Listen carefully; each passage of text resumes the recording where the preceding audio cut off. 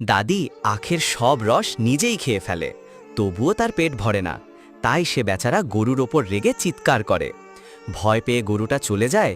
এরপর একটা নারকেলের গাছ লাগায় এবং প্রতিদিন তাতে জল দেয়। কিছুদিন পর সেই গাছ বড় হয়ে যায় এবং অনেক নারকেল ধরে।